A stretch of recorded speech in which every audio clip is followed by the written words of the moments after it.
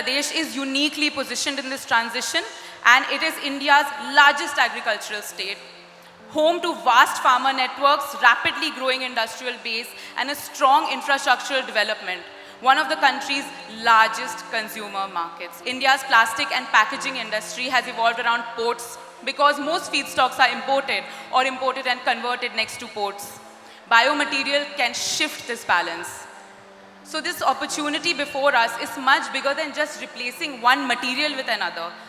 The question is, can UP become the preferred destination for biomaterials and biomanufacturing? And to help us frame that opportunity, it is my privilege to invite Shri Manoj Singh ji, the CEO of the State Transformation Commission, to deliver the keynote address for today. ये bioplastic पहली बार पूरे देश में industrial level पे बनाने के लिए plant का निर्माण बलरामपुर चीनी मिल कुंभी खीरी जिले में कर रहा है, और ये प्रदेश के लिए ही नहीं बल्कि पूरे देश के लिए बहुत गर्व की बात है, क्योंकि आज तक ये मटेरियल जो PLA पॉलीलैक्टिक एसिड कहते हैं, ये 100% इंपोर्ट होकर आता है।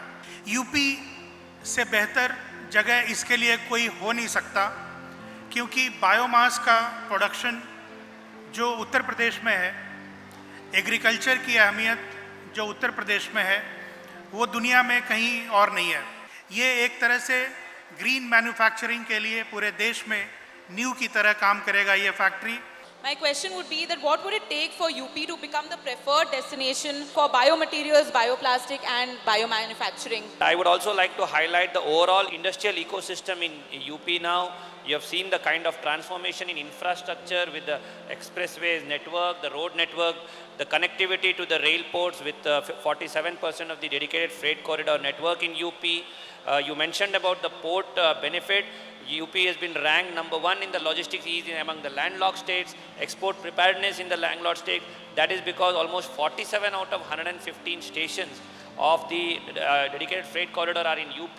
We have 5 international airports and 16 domestic airports now. We have the inland waterway port. We have close to 75,000 acres of land bank created. Lot of industrial infrastructure for ready to move land, for greenfield land is available. That kind of industrial infrastructure has been invested upon by the state for the industry to tap onto, and that is, and no other industry is better positioned to actually take this benefit of backward forward linkages than the bioenergy sector, the biomass sector, the bioplastic sector. Investors should look at UP for the kind of advantages it's bringing in terms of raw materials, inputs needed, and the skilled ecosystem that is needed. So how should regulators think about materials that are bio-based, compostable and designed for a responsible end of life? Is it something that would be UP's priority? Petroleum based plastic and non-petroleum based plastic, that we have to distinguish.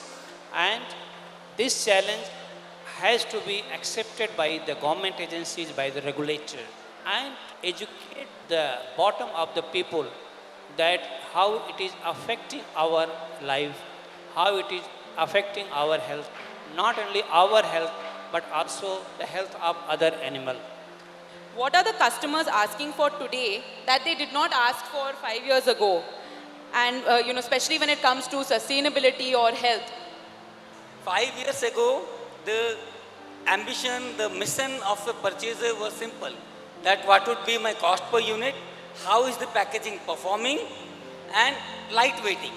The talk of the town at those times were lightweighting. And sustainability, when we used to go and pitch in those days, it was only used to term as a marketing gimmick. The thing has evolved, it has transitioned.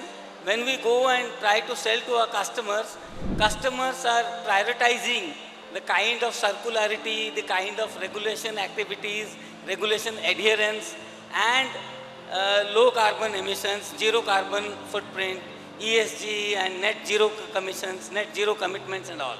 So things have evolved. Does sustainability truly matter in today's decision making, and are you willing to pay the premium, or would you require regulation to come first? Customers also very focusing on this sustainability. If you will say that today's a World Environment Day, what is that? Recyclable, reusable, and the recycled content using.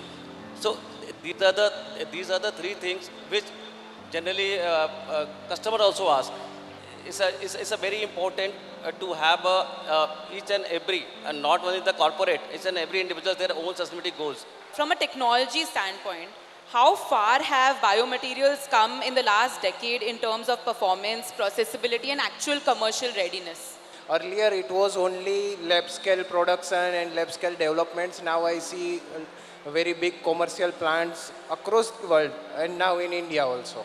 So, and in terms of value addition, there are lots of products being developed, lots of applications has been developed now, and it's ongoing. Still so many more products are being developed.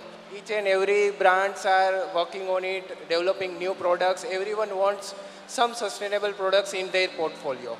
The material has been developed so far that it is now feasible to use in the existing processing machineries. No manufacturer need to change their existing setup. They can just change the raw material when they are shifting from plastic product manufacturing to the compostable product manufacturing. UP has been a global success story in bioeconomy. What are the things that need to happen on the ground now for us to be able to realize that dream 10 years from today, sir? Manufacturing has begun in UP, and 10 years down the line, I can see that more than 50% of the material which is used as a plastic will get replaced by bioplastics. But I can see a very bright future for this entire enterprise. Thank you.